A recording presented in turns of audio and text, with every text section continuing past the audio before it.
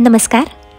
एक तरी ओवी ज्ञानेशांची हे डॉक्टर वीरा करंदीकर आणि डॉक्टर हेवी इनामदार यांचे पुस्तक. आकाशवाणीवर झालेल्या कार्यक्रमाच्या या पुस्तकावृत्तीचे आपण क्रमशः वाचन करीत आहोत. आजचा भाग, एरवी तरी माझी या भक्ता आणि संसाराची चिंता, काय समर्थाची कांता कोरान्न मागे.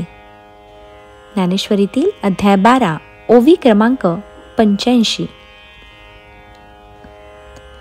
अतिशय खडतर असलेला योगमार्ग सोडून जे साधक भक्ती मार्गाला लागतात ते देवाला अतिशय प्रिय होतात. देव अशा भक्तांची नाना परींनी काळजी वाहतो. देव आणि भक्त यांच्यातलं प्रेमाचं नातं किती उत्कट असतं हे ज्ञानेश्वरांनी भगवंतांच्या मुखातून स्पष्ट केलं आहे. श्रीकृष्ण म्हणतात, अर्जुना, स्वतःचा मुलगा आईला किती आवडतो बरं. जो आईच्या उदरी जन्म घेतो त्याचं आईशी असलेलं नातं वाखाणावं का लागतं. त्याप्रमाणे माझ्यावर प्रेम करणारा भक्त मला अतिशय प्रिय असतो. त्याला संसाराची कुठलीही काळजी करावी लागत नाही. त्यानं चिंता करायचं कारणच काय. राजाच्या राणीला भिक्षा मागायचं काय काम. अर्जुना, हा भक्त म्हणजे माझं कुटुंबच आहे. त्याच्यासाठी काय हवं ते करावं लागलं तरी मी लाजत नाही. असं पहा की ही सगळी सृष्टी जन्ममृत्यूच्या लाटांवर हेलकावे खात आहे. भवसिंधूला नुसतं उधाण आलं आहे.